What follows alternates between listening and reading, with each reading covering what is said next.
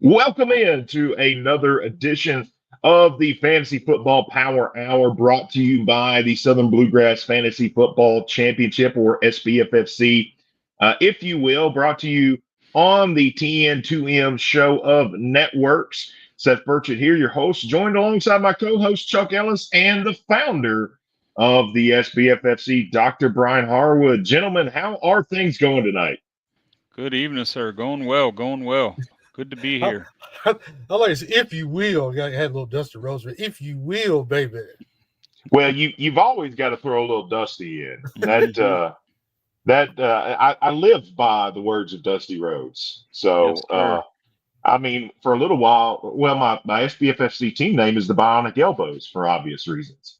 I was watching today, those Dusty Rhodes promos that was on WE television before he debuted in 1989. He was like a pizza delivery man, taco Yeah, salesman, worked at the Trash gas, Man.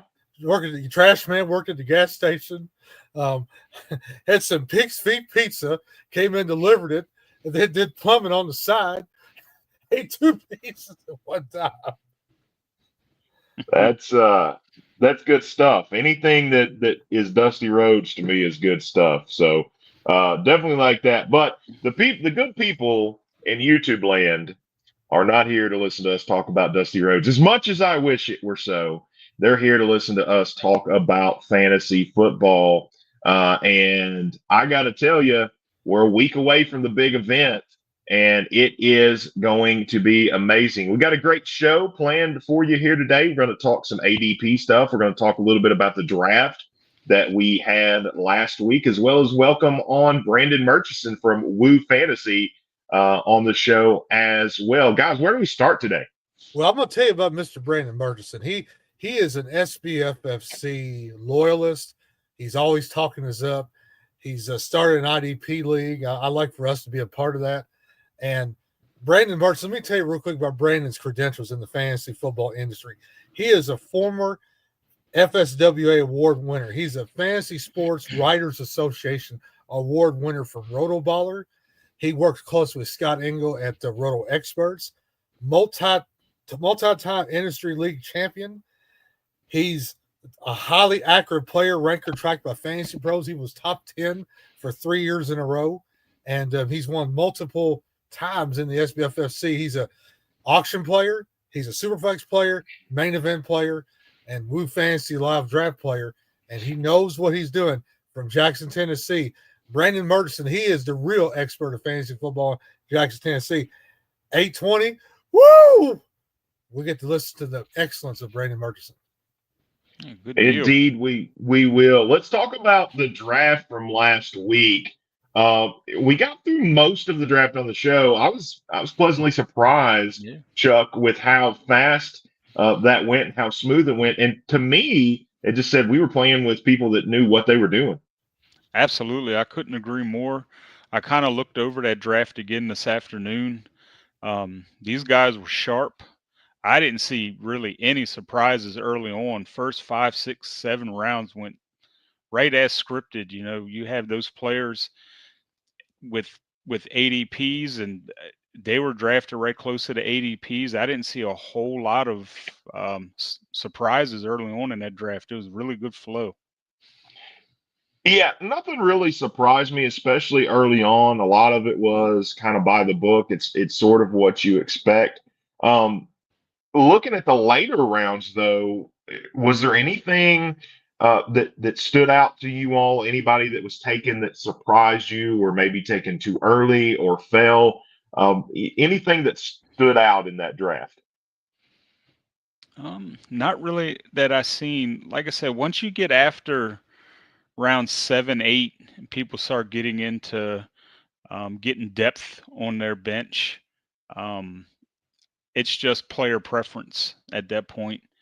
I thought it was a very well drafted league, very good league, very good draft. Yeah, we Well, definitely have our work cut out for us, gentlemen. well, Absolutely. I'm gonna tell you something. Every SBFFC player that drafted in this draft, they've got a resume like no other in this industry. Not only in the SBFFC, but in the industry. And I think it's going to boil down to who gets hot at the end, because that's where most of your payoffs are going to be.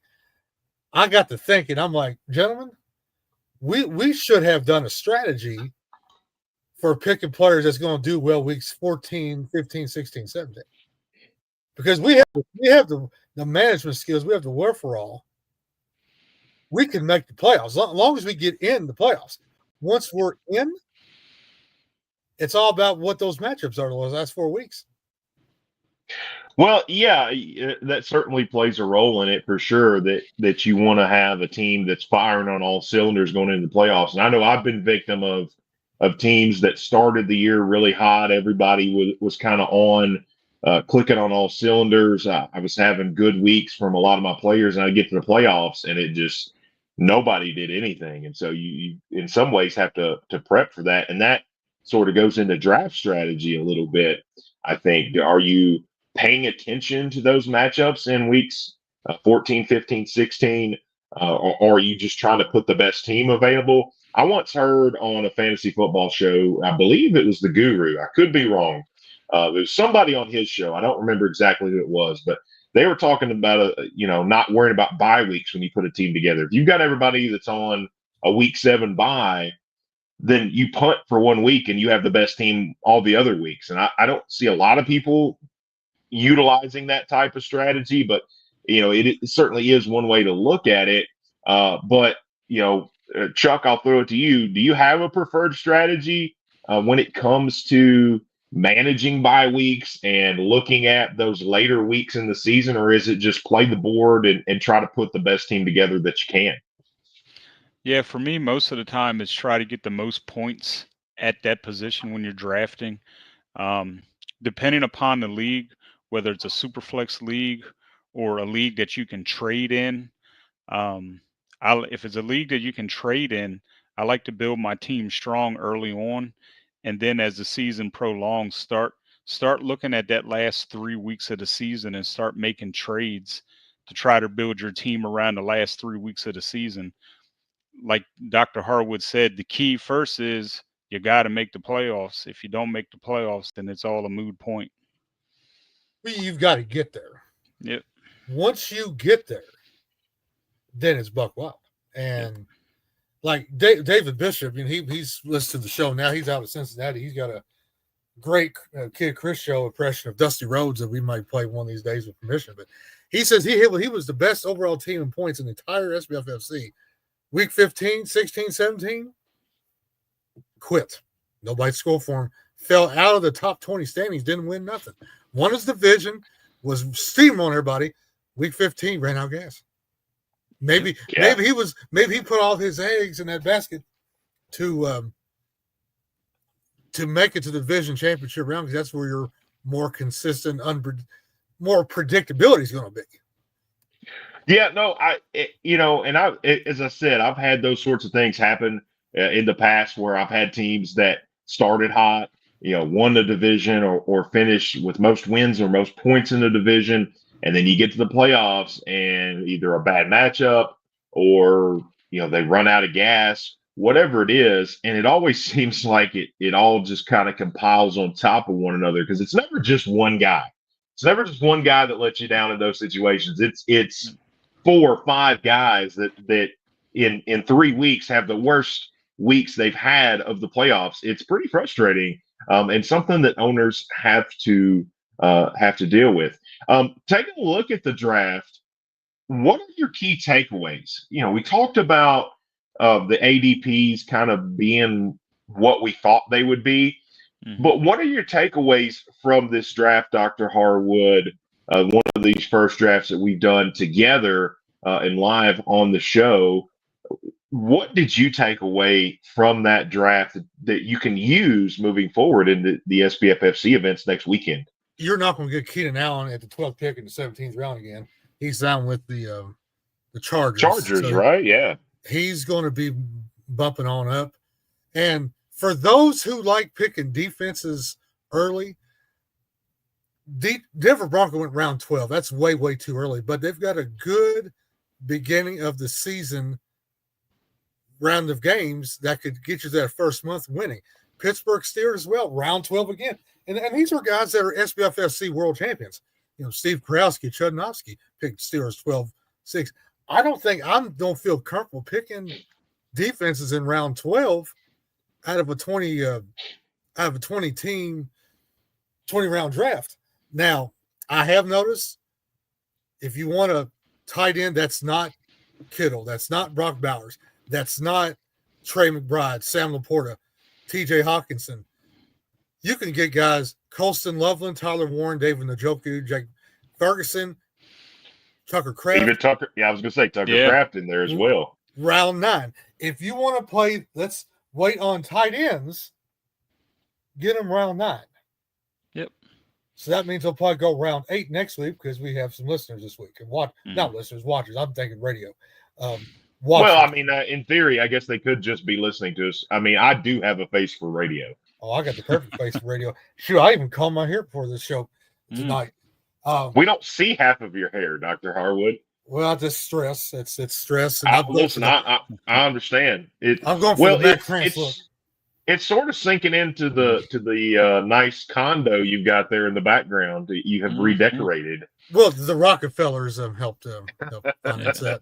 I'm digging the baby grand. You're going to do a little Billy Joel for us? Oh yes. That's just tickle the ivories there with a little piano. Man.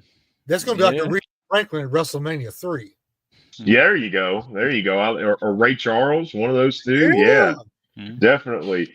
You mentioned the defense. That was sort of the bigger surprise for me were defense and kickers, how early the first ones came off the board. And I think there's two schools of thought, Chuck, with defense. You have guys that like to take one of the best defenses early, kind of set it and forget it. Don't worry about defense. Don't worry about kicker, except on the one bye week. And by that point, you've probably got somebody you can drop to streamline that. Or you have the other approach, which is I'm going to take a defense late. I'm going to take it in round 18, 19, 20, and I'm going to streamline it. What's your preference on that? For me, if we use this draft that we did last week, you get the elite players are gone. By the time you get to rounds 9, 10, 11, they're gone. So I think, your thought there is instead of taking another backup running back, do we grab our starting defense? I like to get one somewhere between rounds 13 and 16. Not necessarily the Denver's, just somebody in that ballpark. And I've also done it to where I've played the bye week every week for a defense and played matchups as well. You're completely right with that. There's two schools of thought, and taking Denver early for some of these guys tells me that one, they either play defenses that way, or two, the elite talent is gone. It's just the depth isn't there. Other than tight end and quarterback this year, I think those are the two deepest positions. Yeah, Dr. Harwood, there's not a ton of depth at running back and receiver this year. Not like years past where you could find guys late. Just not a ton of those guys. But as you mentioned, tight end is a little bit deeper. You've got guys that you could comfortably play a week or two, or one of them gets hot, and then you're running into, okay, maybe you're playing two tight ends in a flex, depending on what your roster build looks like. And quarterback, again, you can get a guy like Drake May in the 12th, 13th round. I don't remember exactly where he went in our draft, but he's a guy that if you're like me, you think he's capable of being a top 10 quarterback this year. And so those are your positions of depth. But running back and receiver, it feels like they dry up quick. Well, with Drake May, 13-round pick 1, and then you had J.J. McCarthy going 2 picks after that. Michael Penix in the same round. Trevor Lawrence, Jordan Love, Justin Fields. You've got all those guys that could easily have quarterback 1 numbers and can wait. Will our SBFFC live owners be patient enough to do that? That's the key. Patience, because an online draft is a lot different than a live in person. We're going to mention that, in the third segment. But looking at draft boards, you're going to start to see some trends. Like I did a draft Wednesday night. I had Trey McBride. I picked him over Jackson Smith and Jigba 2nd round because that league you start 1 flex. Yeah. I'm like, okay. TJ Hawkinson was available round 6. I picked him. So now I've got Hawkinson and McBride, maybe 2 top 5 tight ends now. And then while these other guys are figuring out what matchups they're going to play this week for that flex position, because there's only 16 players in that roster, 7 bench. I can play that tight end and flex and let other people make a mistake by plugging in a flex that may do nothing because they picked the wrong guy to start on a shadow league like that. In the SBFFC, you have 2 flexes. So there again, if you have a tight end and flex, if you got 2 top 5 or 6 tight ends, you're almost bound to play that second tight end to get an advantage over your opponents who may have a lesser tight end than you, and you may get the points over. I fell into the trap when I first got into competitive fantasy football, which was 16 years ago when I got in the SBFFC.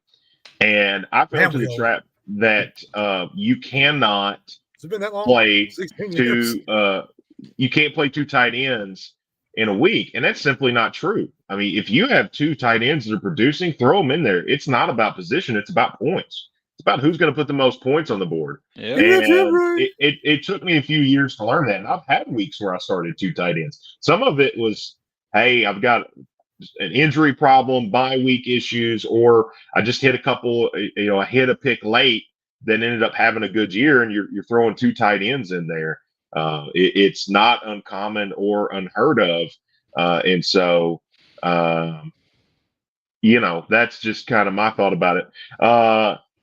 Alb Flo jumps in and says, I'll take 2 defenses, not give 2 thoughts about it in rounds 18 through 20. What's left in those rounds? Someone you're going to drop anyways. Yeah, that's pretty.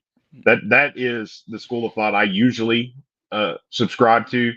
My other strategy, maybe not so much with defense, but kicker especially, I just find a capable kicker and that has a late bye week and just set it and forget it for a few weeks. Yeah. If I can find somebody that's got a week 12 or week 13 bye week, because by that point I've got somebody that's just hanging around on my bench that I hadn't played at all.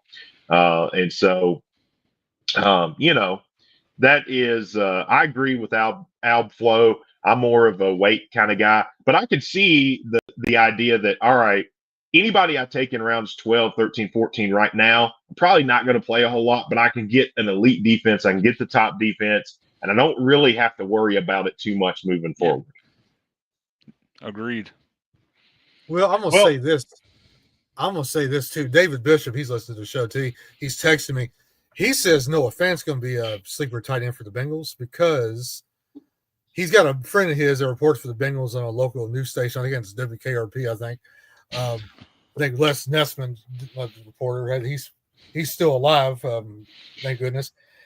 Bengals starting tight end Gesicki's going to miss some time because he likes that system the Bengals are in, and he could see some Noah Fant scoring some touchdowns. See, when we're talking about tight ends, one guy that pops into my mind and into my head is Hunter Henry. I mean, that's a guy that's 10. He's going to give you top 10 tight end value some weeks. He just quietly, is tight end 12, tight end 13, and he's falling down draft boards. I don't really know why, but he's somebody that I target and I'm looking for later in drafts because he's a guy that you can plug in a flex position or on a bye week with your starting tight end. Or if you get really crazy and you're waiting on tight end, he's a guy that I'm not uncomfortable playing as my tight end 1 because he's going to have those weeks where he's a top 10 tight end. And I think the quarterback play, I think the fact that they have added more weapons, and some people would say, well, that's more mouths to feed. And that's true. But I think it's one of those where the rich get richer. And as you add those pieces, I think it opens up opportunities for a guy like Hunter Henry. Yeah, I definitely don't disagree with that. The one that I have my eye on high this year is Evan Ingram in Denver.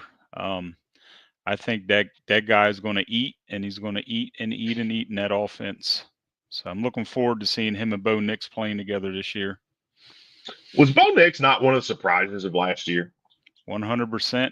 That whole quarterback class last year was unbelievable. It's one of the best I've seen in years.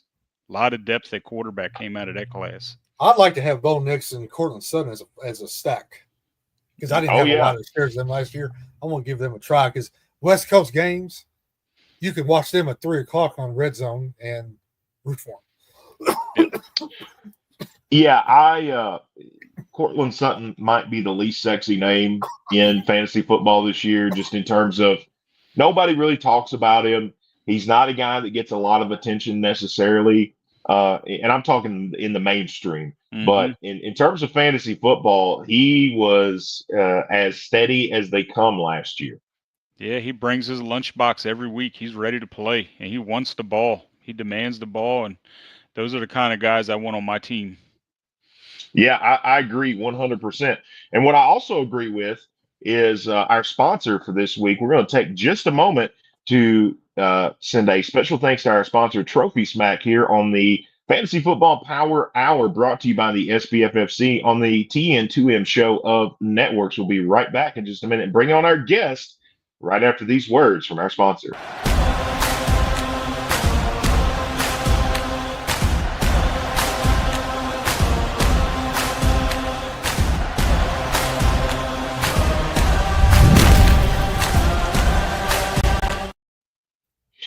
Special thanks to our sponsor, Trophy Smack, this week on the Fantasy Football Power Hour, again brought to you by the SBFFC. Dr. Harwood stepped out for break. Doc, it was a 15-second commercial, right? I just want to make sure you knew that. I know this it's coughing, man. I had to give me some water, man. Clear my throat. Hey, I understand 100%. I've talked more in the last 2 days than I have in the last 2 months. So right now we're going to bring on our guest from Woo Fantasy, Mr. Brandon Murchison. Brandon, welcome to the show. How's it going tonight? Good evening, gentlemen. How are you doing on this fine Friday evening? Brandon, you looking good, man. Looking good. You got ready for next week? I'm always ready to come up there to good old Bowling Green, Kentucky, and take some people's money. You know that. Yes, sir. Oh my goodness! Now, Brandon, some people are winners and some people give donations. That's very true. Very true. We waited till the ratings got up, and then we're going to give Brandon credit for the ratings going up. It's like the old Monday Night Wars where, Monday Nitro versus Raw. Bring them that second segment to see what get the ratings higher. Kind of build you in. So Brandon, bring me at the top of the hour. That's right. Tell us about your fantasy success. You didn't tell us about the Flex League tournament that you was in for Sirius Radio. I mean, did you play that this year, or I know you won some championships in that. Yeah, multiple time champion of the Flex League. Normally, I'm in the live in New York City one quarterback live draft that they do. They just did that this past weekend up there in New York City on Sirius XM. I transitioned over to the 14-team one quarterback online draft that's going to be taking place this Thursday night, which will also be covered on Sirius XM. So be sure to tune in for that one. 14-team should be, I believe, 7:00 Central Time. I think is when we're going to get that draft started up on Thursday of this week. It's little tricky there. I like to call this one the R&D League. Is what I'm affectionately referring to it as. He changes up the scoring settings with this as far as the league rosters. There's a little bit of tinkering done with this specific league, so it's a little bit different than what was done on SiriusXM this past weekend with that one quarterback league. That's more of your traditional setup, what you'll see like SBFFC, for instance, or even your home leagues. This one on Thursday night that I'm doing, little bit more of a wrinkle involved with it. Is it kind of like the NFFC Classics that they used to do, the 14-team leagues? Well, they still do, but that's how the NFFC became famous. A little bit similar to that. The biggest wrinkles with this is 5-point touchdowns across the board. So quarterback, running back, wide receiver, all 5-point touchdowns. He got rid of specific tight end format, so you don't have to start a specific tight end. You'll have a extra flex position where you can start wide receiver or tight end in that location, but you're not hammered in that you have to start a tight end in this league this year. Well, let's talk about some news from this past week. And one of the first ones, Brandon, I'll throw this to you. News came out this week. Jordan Addison, the wide receiver from the Minnesota Vikings, suspended 3 games. When you look at a 3-game suspension like that, uh, what does that do to the ADP of a player like Jordan Addison, and where do you expect him to go in leagues, for instance, this weekend coming up in the SBFFC? Well, that's the thing with Addison. You had a little bit of his ADPs kind of already baked in to a degree as we started through the kind of early stages of the draft season. I think right now, looking on Sleeper's ADP, they've got him right now at wide receiver 33, overall pick 79. You're likely going to see that fall, I believe, more kind of back end of the 30s, probably high end 40s at wide receiver once it's all said and done. Uh, for me, it creates a lot of question marks, especially for specific to the SBFFC. You have these high stakes leagues, whether it's the SBFFC, NFFCs, FFPCs. A lot of those leagues, you're going to only have that 11-week regular season.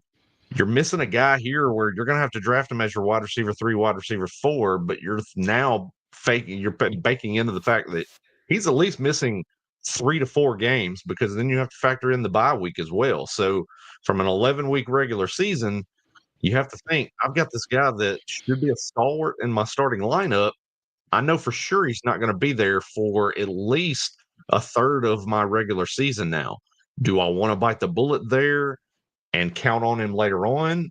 Or do I want to get a guy that I know is going to give me those points in the starting lineup week in and week out, which are very vital early on in the regular season as you're building up those points and you're trying to kind of level yourself out against the playing field to where you can get in on that, points position, one of those last spots in the top 4 in your division as well.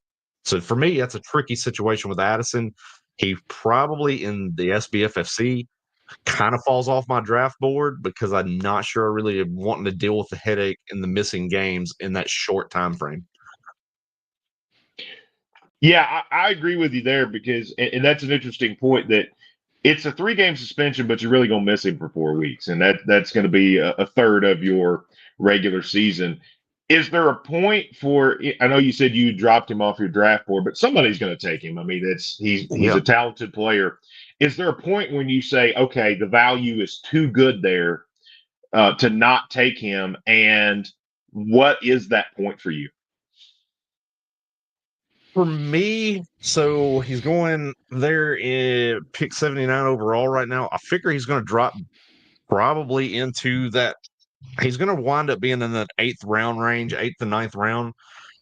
Figure at that point, depending on the roster build that I've got currently, if I'm looking at already sitting at 3-4 wide receivers that I already have on my roster, at that point I can pull the trigger on an Addison. Yeah, he's going to be coming onto my roster as a bench player, and I can take on the risk of those missed games, because even still, once you add that on top of things, you got to get back into game shape once it comes in as well. And that's another factor you're not really playing into things. So comes back from the suspension in week 5, and then all of a sudden, he's probably not going to play a full allotment of snaps. So you're looking at the first game or two really kind of wearing himself back into game shape. So for me, if he gets into kind of that 9th round is where I think that sweet spot is for me. I'm probably not going to look for him before then, but if somebody's ready to, willing to take on that risk and they're doing a heavy wide receiver build and they're wanting to pull him onto that roster earlier than I would expect, by all means, I'll let that fantasy manager take a hold of him there. Yeah, and another guy in a similar situation, Chuck, is a guy in Rashee Rice. A lot of uncertainty. Jerry brings this up. Rashee Rice, kind of in the same situation. Chuck, is he a guy for you that's hands off, or is he a guy that, much like Addison and Brandon Murchison, just laid out maybe 8th, 9th, 10th round? If he's there, you pull the trigger on him, but maybe hands off before that. What are your thoughts? Yeah, I couldn't agree with Brandon more. When you have 11 games and a guy's going to miss bare minimum of 3, add a bye, I mean, it's possible Rice could miss up to 5 games with a bye. Now you're over 60% of the season gone. I think for me, and if we're talking specifically SBFFC, he's probably not on my board anymore. You just can't take that chance. And more than likely, even with the thought of him being suspended, somebody's going to take him earlier than they should anyway. But for me, high stakes type of league, I would just have to take a hard pass there and take a guy like Devonta Smith or Jalen Waddle, guys that I know that's going to play every week.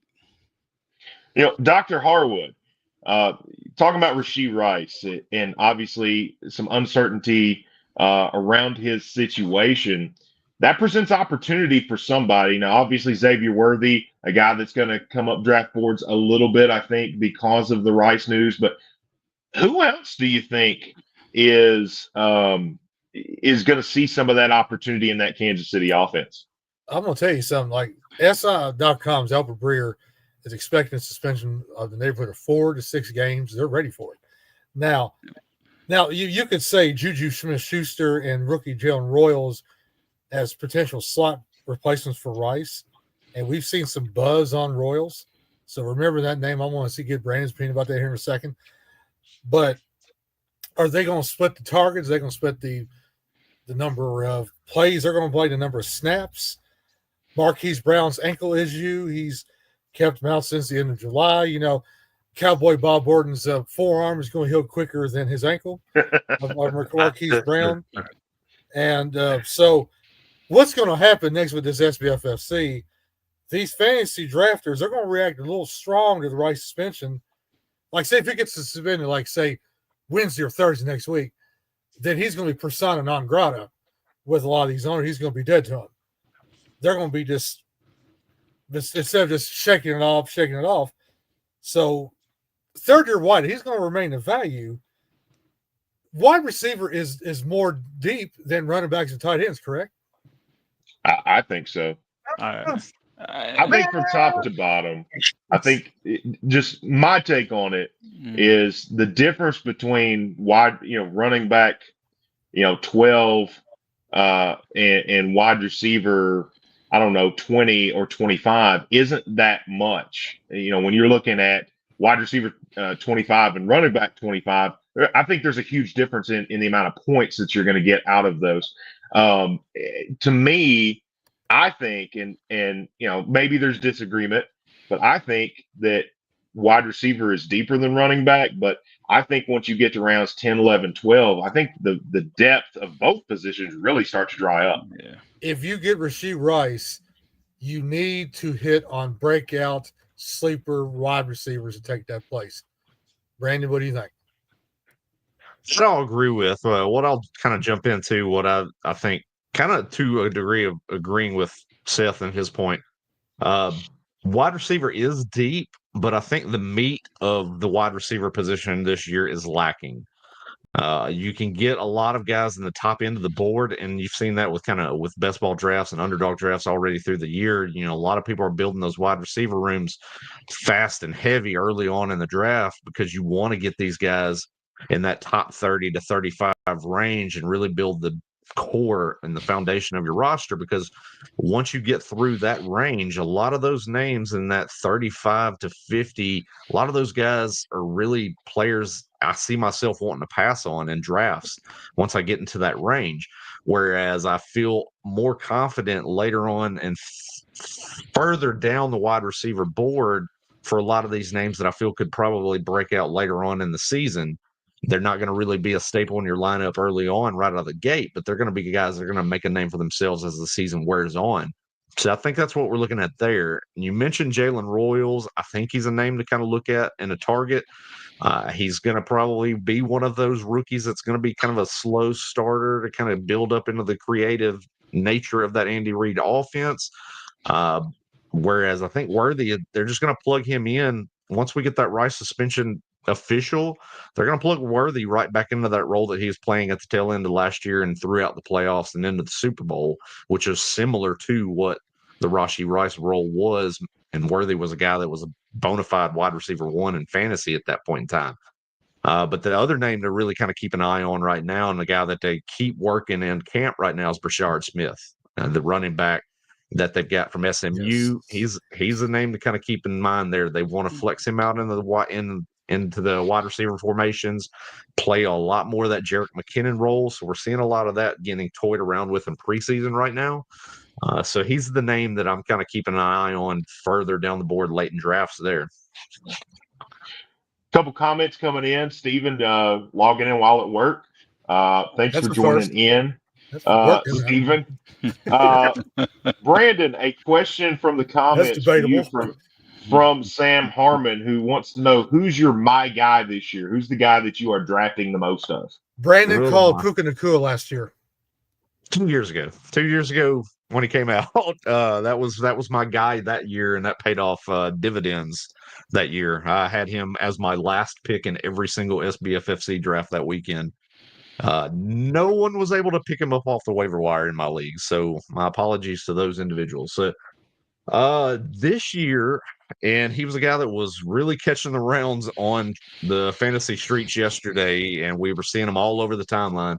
That's Elik Ayamanior, Tennessee Titans wide receiver, also from Stanford. So there's a little bit of a comparison there in his own right, but he's stepping into a great wide receiver situation in Tennessee. There's really not guys ahead of him on that depth chart aside from Calvin Ridley that are a threat. Currently, Tyler Lockett, he's already getting AARP things in the mail, getting ready for early retirement. And so outside of that, we saw yesterday in practice, he's just crossing guys up on the field, breaking ankles. He's got the skill set and the prototypical size, speed metrics at the wide receiver position that adds a different metric to what the Titans have been looking for on that offense for the last several years. So you'll have Calvin Ridley that can really kind of play multiple angles, different route tree on the offense, but Ayamanior can do it all. And they're going to want him on the field because he can also block as well. And that's going to be something that they're going to want to utilize from his game too, because of the poor nature of that Tennessee Titans offensive line. So he is one of my guys. And another guy too, we're seeing more and more buzz come out of camp with him right now. And that's Dante Thornton Jr., the wide receiver from Tennessee with the Las Vegas Raiders. Unfortunately, had a great move last night in that game against the Seattle Seahawks. Wide open up the field. And then Aiden O'Connell shorts the ball to him. Would have been an easy walk-in touchdown for Thornton, but shorted the ball, interception.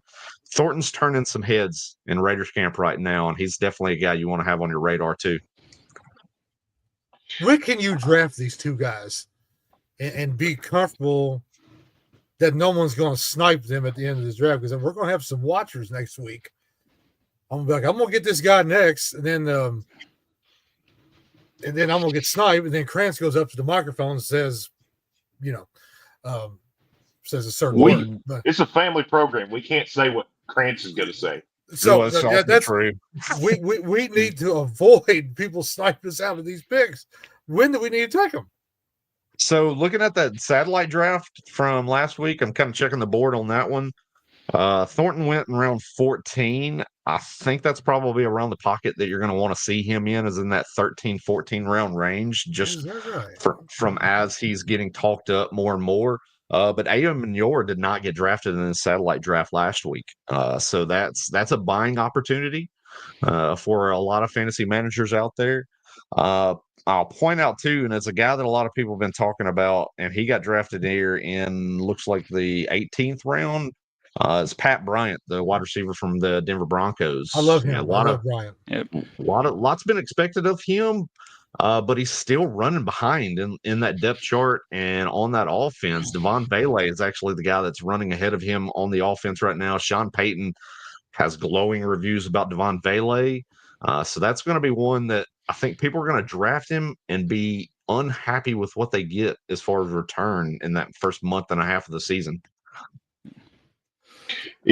Chuck, when you look at these guys that you take in the later rounds like this, and I've fallen victim to this, especially as I was kind of a fantasy football rookie or a competitive fantasy football rookie. I would panic and drop some of these guys, and then I'd be kicking myself later because, oh no, I had this guy and now he's come on. What advice would you have to some of the fantasy football managers out there that take some of these guys and, week 3, week 4, they haven't really done anything and they're looking for a bye week pickup or, the Johnny come lately for this week. What advice would you have for them on patience and kind of staying the course on some of those guys? Exactly what you said. Be patient. It's a long season. These guys are young. They're coming in from college, learning a new system. They got to get comfortable with their quarterback. You draft these guys for a reason. Trust that instinct. Just be patient. It is a very long season. Injuries happen, and these guys can work themselves into a starting role.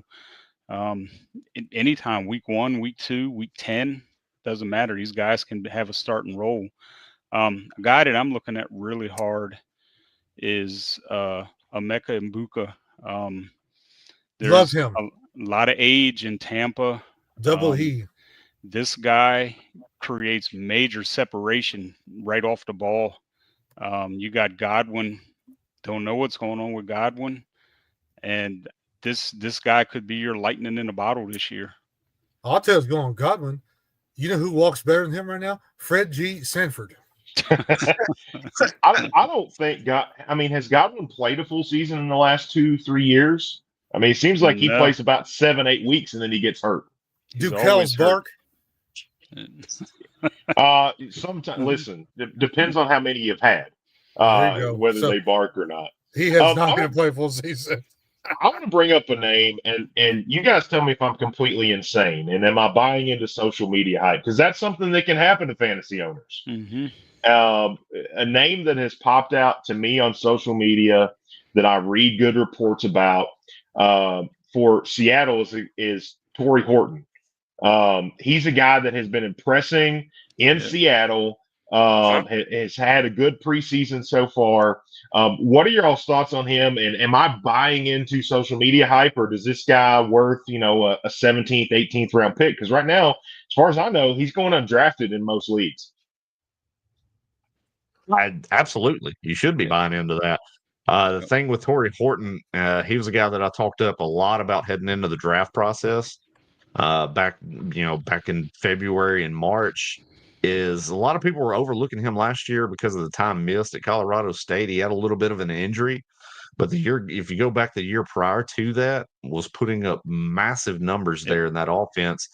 And he's another guy similar to like what Chuck mentioned with Ibuka, is he's a guy that separates really, really well from the line of scrimmage, and he brings a little bit extra bit of youth, speed, and an acceleration to that offense that they don't really necessarily have right now. Cooper Kupp, he's playing on his fourth leg currently right now with all the lower body injuries that he's had to the feet and their ankles and all of that.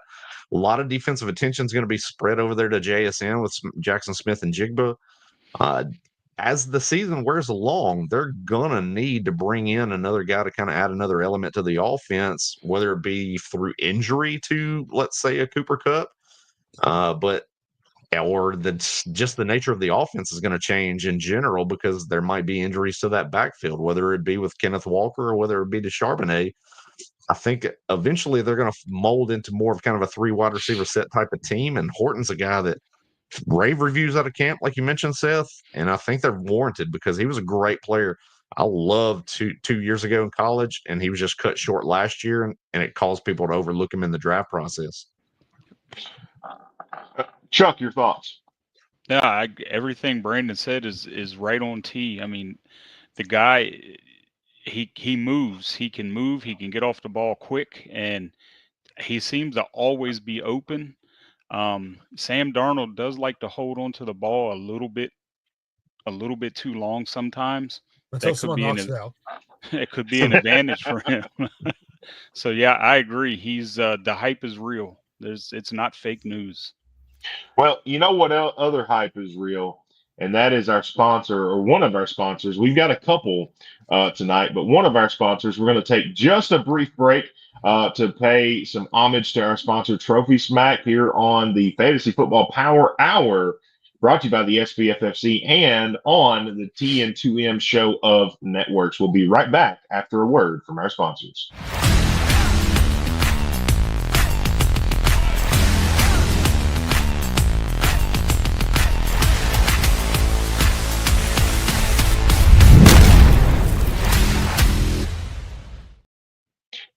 Special thanks to Trophy Smack for sponsoring this week's show, or one of our sponsors. We'll mention another briefly in a moment. And while we're talking about the Seahawks, big injury there, Dr. Harwood, in Seattle that have some fantasy owners worried.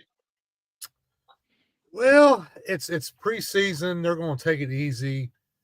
Maybe they don't want him to get too much into the contact. I want to see some more practices or lack thereof practices first. I mean, right now, if you're not practicing, it's not really a big deal. But if it comes down to next week and if they're sitting out of practice come Wednesday or Thursday and they're not getting better, then I'm going to get concerned. But right now, I think it's going to be status quo. And transitioning from an injury to a high mileage kind of guy, Sam Harmon has a couple comments. Put them up there, and I want you all to answer this one. Saquon Barkley. So, yes, Sam Harmon has a comment here. Saquon Barkley, he asked, "Does Saquon's high usage last year scare you away from him this year, or are you drafting him regardless? 371 carry rule has big guys the next year," or I think he means his beat guys maybe the next year. But thoughts on Saquon Barkley and how many carries he had last year? I know for a lot of the talk in the fantasy world is, hey, that's way too many carries for running back, especially one that has had some injury issues and one that is starting to get up there in age. He's not, to the point yet. I think you'd call him an old man in football, but he is starting to age a little bit for running back, and all those carries puts more tread on those tires. Mm-hmm. Yeah, that's a two-sided coin. He's always injured, which means he didn't take as many snaps in New York. So he didn't appear to be a guy to me last year that wore out at all. He was strong from first play to the last play, and I don't see that being a difference at all this year. He's built different. I think he'll be fine. Well, Jalen Hurts, he has the tush push and the and all that. He's going to take some carries away from him too. Yeah. The Eagles, I think, know when it's time for Barkley to rest, when it's time for him to eat.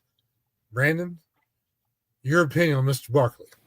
Not Charles Barkley, but no, it's that's definitely a touchy subject with Saquon Barkley for sure, because I think in total touches last year, I think he exceeded around 480, and that's through the Super Bowl. And history's shown from a fantasy perspective, players, running backs at that position that have gotten exceeded over 400 touches in a season, they've not finished top 5 at their position the following year, whether it be through injury, whether it be through inefficiency problems, what have you. History is really not on Barkley's side this year, and that's kind of, it's been a reason why I've been off of him in most drafts already so far this year. He plays in an explosive offense. He's going to get his touches. He's not going to deteriorate to an alarming rate. But does he have that chance to finish as RB1 at that position again in 2025? That one is going to be one I'm going to be skeptical of, because the offense for the Eagles last year skewed very, very heavy to the run. And they've said throughout the entire offseason that they want to really kind of focus more on and present more of a pass-balanced offense this year. Now with Kellen Moore out of the picture, he's a head coach down in New Orleans. They're going to be breaking in a new offensive coordinator this year. I think that offense is going to change just a little bit. Going to take some of those touches away from Saquon Barkley.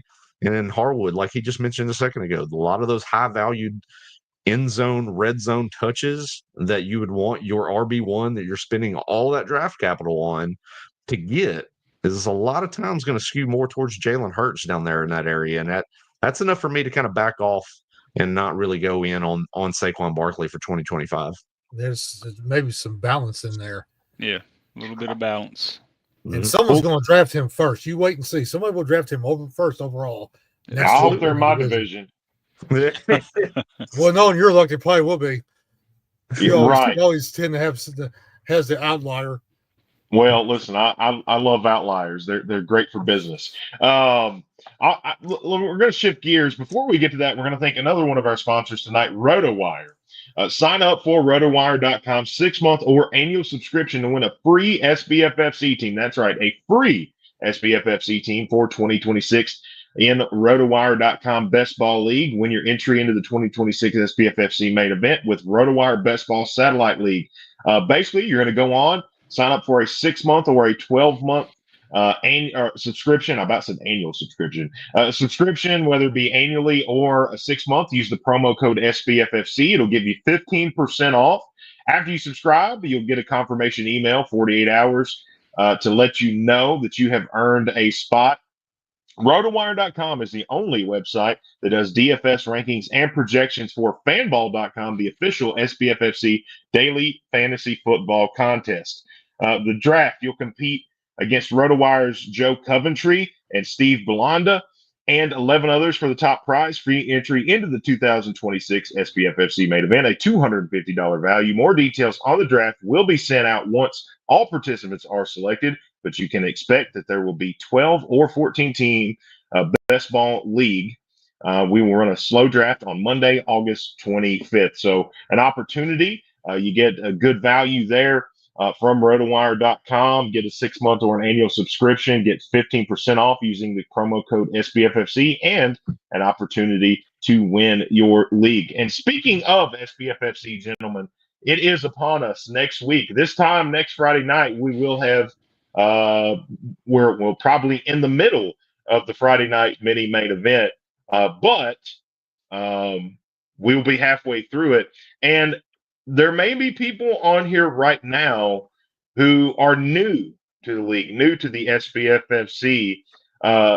Doc, we're going to start with you. What advice do you have or information do you have for new SBFFC owners? What should they know coming into the weekend of events next weekend? Well, by this time, I've been more prepared this year than ever before in terms of customer service. Getting people to sign up for the DataForce app, dataforceff.com. Now, DataForce is not as easy as Sleeper or Yahoo or ESPN or CBS. I'm trying to convince these owners to be patient and to play with the site. A couple of new owners have been lost, if not aggravated, that the website isn't as user-friendly as they thought it would be to them yet. But we've used DataForce since 2018. I think they've got the best leaderboard live scoring of all the websites. They've got the best customer service.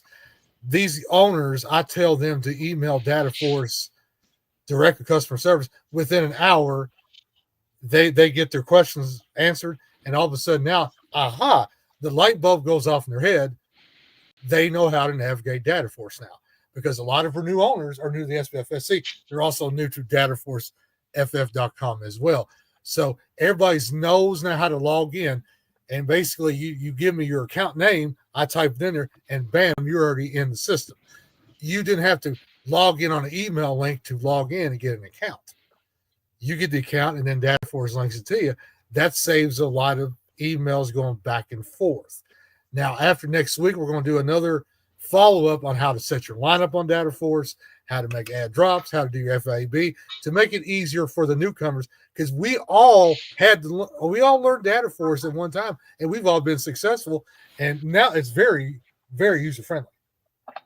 Yeah, for me, using DataForce, it just took learning how to do it. Once you know how to do it, it's like clockwork. It's like driving a car. You just know what you're doing. A few things of note for new owners in the SBFFC. It's third round reversal. That's new to some people.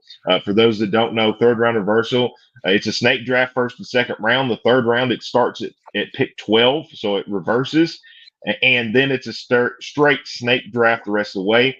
Draft picks, you don't come in knowing your draft pick. You have some power over that. You bid on your draft pick out of your $1,000 free agency budget. So if you want to draft number 1 or number 12, you certainly have the power to do that.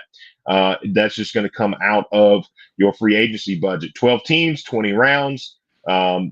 Standard or the lineup: quarterback, 2 running backs, 2 wide receivers, 1 tight end, 2 flex, 1 kicker, 1 defense, 10 on your bench, and I'm looking through my notes here, so sorry. This is called producing on the fly, gentlemen. Waivers went twice waiver, maybe. Waiver claims weekly. It's blind bidding, which is new. I've talked to a couple new owners who were as familiar with that. Basically, you're going to put in a bid for a free agent that you want out of your free agency budget. You don't know how much anyone else has bid on them. If you bid the most, you get the player. Gentlemen, we'll go around the horn. One piece of advice for new owners in the SBFFC. Murchison, we will start with you. I would always probably 2 pieces of advice. First thing is always be prepared. Show up to your draft location. Harwood, he does send out the emails and let you know kind of ahead of time. This is where your draft location is. This is where your table is. What division you're in. Be ready to be there and get started. Around the appropriate draft time. But be prepared is the biggest thing. Whether that is you're coming in with a tablet, whether you're coming in with a laptop, whether you're coming in with a sheet of paper with your rankings on it. Be prepared because it helps the speed of the draft, the flow of the draft. We all have big fun and make fun of the guy that's always the first person to name a guy that's already been selected, and we start hooting and hollering at the guy. You don't want to be that guy in your first year in the league. Penalty flag. Tell about the penalty flag. The penalty flag gets thrown at you, and we all have a good time laughing about it. So you don't want to do that. Full disclosure: some of those dance team girls have better arms than Joe Flacco. Very true. Very true. They can heave it. They can hit you pretty hard with that. But they have better arms than Will Levis. It's more than anything too. Like use the weekend for just have fun with it. I mean, it's a chance to network. A lot of these people, if you're showing up for the first time, you've never been at an event like this. It's new to you. Go around, make the rounds, talk to people. I'm readily available to anybody, whether that's on Friday night with both the drafts I'm doing, whether it's on Saturday during the main event. If you want to pick my brain, you want me to kind of look at the team, see how things are starting to shaping up, I'm there. I'm willing to talk to anybody that's there, especially first-time managers that are there at this event. I want to help us make a great impression with this event because great impressions is always going to be a way to spread the word of this event out to other people and to bring more people here. So that's my other key point is have fun with it, network, have a good time while you're there. See, Murchison, you're talking about new owners. See, I'm going to be coming to you about halfway through the draft and be like, will you look at my team and tell me if I have screwed it up or not? Because I had a terrible main event last year. Like this is the redemption tour for me this year. Well, then that's the thing too with Krantz. Like Krantz will come up to me at the end of the draft, and he's already 50 sheets to the wind at this point, and he's don't know if he's speaking English or a different language whatsoever, and he wants. But he has 2 titles last year. He won 2 titles last year now. And he'll yell championship really loud. All the time. I mean, I'll toot my own horn here too when it comes to the Saturday morning auction draft. You're looking at the guy that's been number 1 or number 2 total points, number 1 to number 2 seed going into the playoffs each of the last 2 seasons. It's this guy right here. I know what I'm doing. Yes. Definitely come and holler at me. Joe Pelletier. I want to shout out to him, the Tom Lawrence division in the SBFFC. You talk about being social. He is going for a 3-peat of division titles. How hard is it to win a division title 3 years in a row? It's hard to win it once. I mean, let alone 3 times in a year. Yeah. So these new owners that are coming in, and they're intimidated by guys like us that know what we're doing, and Joe comes in, wins 2 champions in a row, getting ready to be 3. Take his advice, kind of observe how he's drafting, kind of observe him. Go around and meet and greet new people. Get to know your captain. Because these new owners, they're going to probably have a question about the rules or how something is set up. Seth Birch is the captain. Chuck Ells is the captain. Brandon, Nick Heffley, they're willing to help you. Matt Krantz, he's a captain. I would Ask also your mention, captains. too, that we didn't really get into it, the auction for your draft spot before the draft begins. That's another key point of advice. A lot of people have never done that at a draft before. So yeah, that $1,000 budget that you have for the entire season, a portion of that $1,000 goes to selecting your draft spot where you're going to draft from. So we will do auction bidding before the drafts even start, starting at $10, going up as high as $300, $400, $500, whatever these guys want to spend for their draft spot. The more aggressive you are, the more chances you're going to have to where you're going to draft from. I want to draft from 2. I want to draft from 10, whatever. Be ready to jump in there and have an idea how much you want to spend and where you want to draft from going into the draft. Yeah, that's important. It's derby style auction. So it's not like we're going to auction off the first draft pick, the second draft pick. It's draft rights. So if you win the first draft rights and you want to pick 12, you can pick 12. It's wherever you want to go. And so that's really important to know. As Brandon said, that comes out of your free agency budget. Chuck, piece of advice for any newcomers coming into the SBFFC. My piece of advice would be show up early, get in, get familiarized with the room. It can be a little bit overwhelming with 300 plus people walking around. 383. There's been, things put in place to help you. Your name tag will have your table number on it. There's a big card as you walk into the door that has all the tables where they're listed at in the room. Just find your table. Yep. Thank you, Christy Ellis, for that. First lady of fantasy football. But go in, get familiarized, and like these guys were saying, there's all really good group of guys down here. I've been coming here since 2018. Met a lot of great people down here. Looking forward to talking to Brandon next week down here.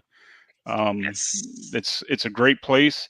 You'll have a lot of fun, but my piece of advice is get there early and get familiar with the building. Well, Seth was saying draft rights. If someone takes Seth's player next week or takes his draft spot, there's going to be another right that Seth Burke is going to say, you have the right to remain silent. Anything you do or say. Just listen, we're taking those stickers off the board and putting them on my team. I'm just saying. Take that sticker off now. One of the pieces of advice that I would have, and I have a close friend who it's his first time to the SBFFC, and I've been kind of helping him out, just answering any questions that he has.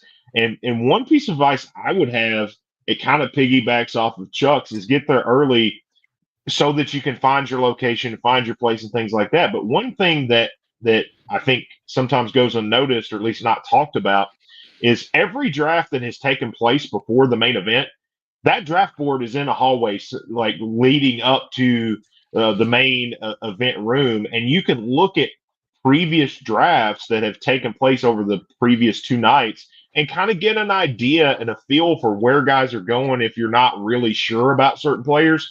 And you can see some of the trends that are happening that weekend. It's really good, I think, to look at some of those drafts leading up to it, especially if you don't have any experience with the SBFFC. I just think that's a cool thing that happens, and it's a nice. Absolutely.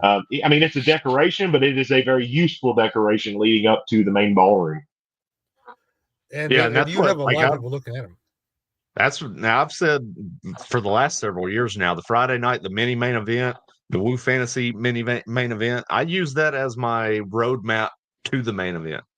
I'll use that draft as a means to kind of, I'm not going to draft from the same spot that I will in the main event. I'm going to work on a different roster construction, but it allows me to work through that draft to see where these players are landing, kind of get my idea for the big prize on the next day with the main event. Same. I do the same.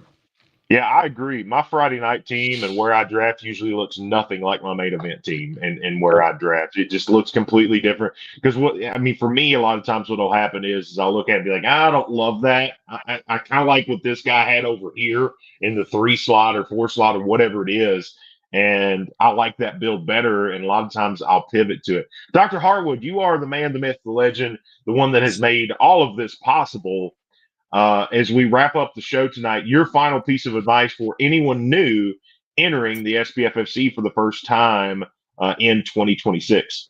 The WK dance team also does a very good job of making you feel welcome. And give your name tags and seeing a friendly face as you come in that room, and the doors go open at 10:30 for the main event next Saturday. Enjoy the food truck, just kind of absorb and meet and greet people. Yeah, it's going to be intense. If a person comes by themselves, come to Harwood, come to Birchett, come to Murchison, come to Ellis, come to somebody, and just introduce yourself to start talking. We'll introduce you to all kinds of different people. I'll tell you a funny story one time that a dance team, the dance team coaching staff, they were very good at calming a very nervous person down. They were this person didn't know how to draft. He didn't know where to go. He thought the whole thing was going up in flames. And you know what the WKU dance team coach said to make him feel better? Harwood, you're the commissioner. Go back to your draft table. Go get grants and draft the next good player. and you said, also subscribe to rotowire.com this weekend, and you can do SBFFC projection. Get a 6-month subscription, your subscription. SBFFC is the promo code. You said you can win your spot in the SBFFC. That's not Arn Anderson's spot. That's not Kurt Henry's spot. That is your spot. Your dog spot. If that's not your dog spot, you win that spot in the best ball draft. But the WK dance team, they're going to be there to help you out. Just say, I'm here to check in. They'll give your name card. They'll give you this. And then you walk through and you just see the whole entire thing. The bar is open. My friend Pops, he's the most friendly bartender I know. Tip him. Make sure you take care of him. He'll take care of you. Well, I'll throw one final thing out, and I think everyone here on the show will agree. This event really is what you make it. If you want it to be fun and you want it to be exciting, it's exactly what you make. If you want to come in and be isolated, you certainly can do that. But I think, you mentioned introducing yourself. One of the, I think, coolest things about the event is almost every NFL team is represented in fandom. You'll find somebody that's wearing your team's colors and strike up a conversation with them. It's a lot of camaraderie. It is a brotherhood in a lot of ways. And, these are people that I see once a year pretty much, but I look forward to it every year. And it's just like no time has passed. And I don't know if you guys agree with that, but I sort of think it sort of is what you make it. I'm going to say one more thing, and then I'm going to let y'all talk some more. Last week, I was at the Bowling Green Country Club. Rob Creek, a second-year SBFFC owner, he won a free team last year on Fanball. You can also get projections on RotoWire. He says he was in a fantasy football league for 32 years. Left that league last year because he knew he was proud and impressed how well the SBFFC was organized, how it was ran, and how everybody just all came together and get some good fellowship. He left his 32-year league to come play with the SBFFC and SBFFC for life. Sam Harmon says the best atmosphere for a draft I've ever experienced. Woo! All right, guys, final thoughts before we send it off tonight. Murchison, final thoughts. Well, we are headlong into preseason football. So you got week 1 preseason this week. So keep an eye out on all that news and information. That's the biggest thing as you head into the SBFFC draft weekend. You don't want to be the guy that's going to select somebody that just got hurt in preseason action or training camp practices earlier this week. So that's my biggest thing. Keep an eye out for the news there. Follow me on Twitter at Roto Superstar. You see it on the screen. I'm constantly updating things, putting news tidbits and things like that out there. And writing, I've got a lot of pieces coming out for Roto Baller. I'm doing an ADP series right now. So definitely go and check that out as well. So follow me there, Roto Superstar on X/Twitter, whichever one you want to call it. I got you covered over the next few weeks. Oh yeah, always Twitter. Yeah, Chuck. Final thoughts tonight. Final thoughts for guys who are relatively new to fantasy. Instead of just picking up a book and looking at names that somebody else has put in, take some time and make your own lists. Not everybody thinks the same. And if you're playing fantasy, you're probably as smart as the guy next to you. So trust yourself, make your own builds, make your own cheat sheets, pay attention to injuries, even injuries not necessarily to skill positions. Rashawn Slater went down yesterday. How does that affect some Marion Hampton or, the rest of the Chargers? Just pay attention to that kind of stuff and trust your gut. And I look forward to seeing all you guys out here next week. It's going to be a good time. Well, I'm going to say this is the best atmosphere for a draft I've ever experienced. I'm looking forward to seeing all of you all.